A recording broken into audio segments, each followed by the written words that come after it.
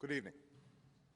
Tonight, I can report to the American people and to the world that the United States has conducted an operation that killed Osama bin Laden, the leader of al-Qaeda, and a terrorist who's responsible for the murder of thousands of innocent men, women, and children.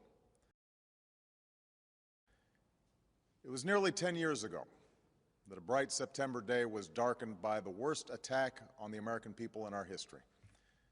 The images of 9/11 are seared into our national memory. Hijacked planes cutting through a cloudless September sky, the Twin Towers collapsing to the ground, black smoke billowing up from the Pentagon, the wreckage of Flight 93 in Shanksville, Pennsylvania, where the actions of heroic citizens saved even more heartbreak and destruction. And yet we know that the worst images are those that were unseen to the world. The empty seat at the dinner table, children who were forced to grow up without their mother or their father, parents who would never know the feeling of their child's embrace, nearly 3,000 citizens taken from us, leaving a gaping hole in our hearts. On September 11th, 2001, in our time of grief, the American people came together. We offered our neighbors a hand, and we offered the wounded our blood. We reaffirmed our ties to each other and our love of community and country. On that day, no matter where we came from, what God we prayed to, or what race or ethnicity we were united as one American family. We were also united in our resolve to protect our nation and to bring those who committed this vicious attack to justice. We quickly learned that the 9/11 attacks were carried out by al-Qaeda, an organization headed by Osama bin Laden, which had openly declared war on the United States and was committed to killing innocents in our country and around the globe. And so we went to war against al-Qaeda to protect our citizens, our friends, and our allies. Over the last 10 years, thanks to the tireless and heroic work of our military and our counterterrorism professionals, we've made great strides in that effort. We've disrupted terrorist attacks and strengthened our homeland defense. In Afghanistan, we removed the Taliban government, which had given bin Laden and al-Qaeda safe haven and support.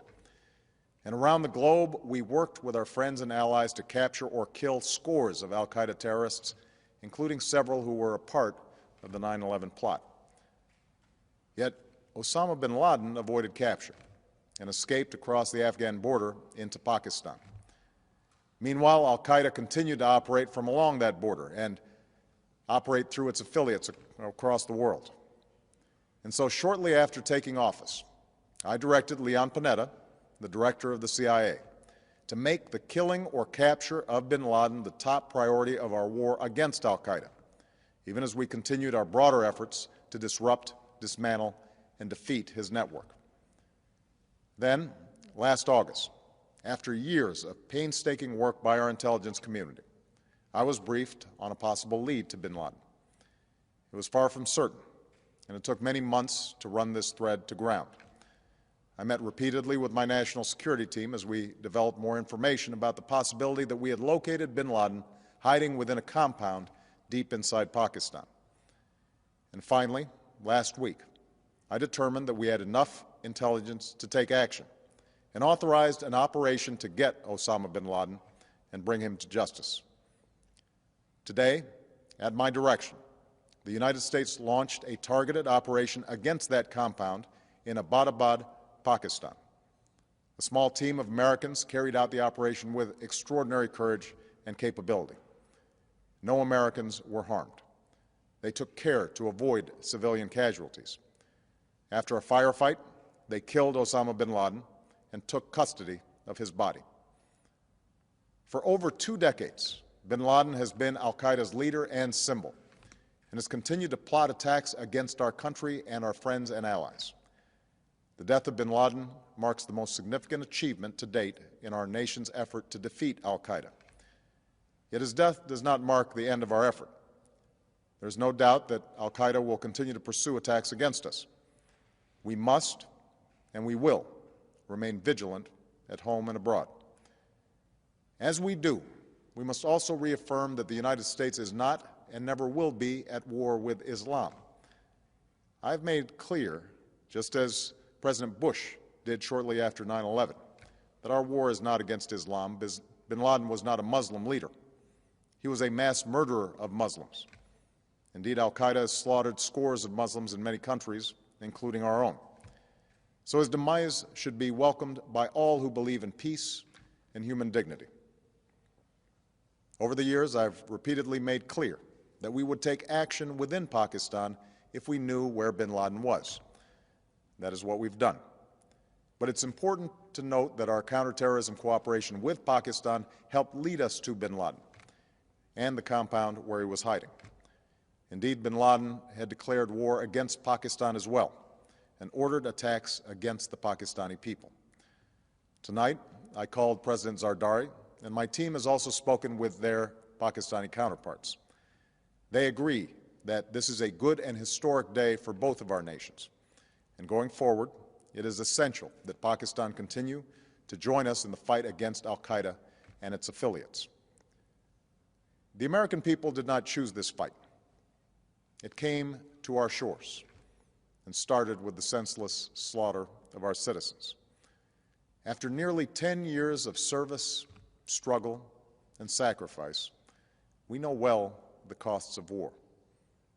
These efforts weigh on me every time I, as Commander-in-Chief, have to sign a letter to a family that has lost a loved one, or look into the eyes of a service member who's been gravely wounded. So Americans understand the costs of war. Yet, as a country, we will never tolerate our security being threatened, nor stand idly by when our people have been killed. We will be relentless in defense of our citizens and our friends and allies. We will be true to the values that make us who we are. And on nights like this one, we can say to those families who have lost loved ones to al-Qaeda's terror, justice has been done. Tonight, we give thanks to the countless intelligence and counterterrorism professionals who've worked tirelessly to achieve this outcome. The American people do not see their work nor know their names, but tonight they feel the satisfaction of their work and the result of their pursuit of justice. We give thanks for the men who carried out this operation, for they exemplify the professionalism, patriotism, and unparalleled courage of those who serve our country. And they are part of a generation that has borne the heaviest share of the burden since that September day. Finally, let me say to the families who lost loved ones on 9/11 that we have never forgotten your loss, nor wavered in our commitment to see that we do whatever it takes to prevent another attack on our shores. And tonight, let us think back to the sense of unity that prevailed on 9/11. I know that it has at times frayed, yet today's achievement is a testament to the greatness of our country and the determination of the American people. The cause of securing our country is not complete, but tonight we are once again reminded that America can do whatever we set our mind to. That is the story of our history. Whether it's the pursuit of prosperity for our people or the struggle for equality for all our citizens, our commitment to stand up for our values abroad, and our sacrifices to make the world a safer place. Let us remember that we can do these things not just because of wealth or power, but because of who we are. One nation, under God, indivisible, with liberty and justice for all. Thank you. May God bless you, and may God bless the United States of America.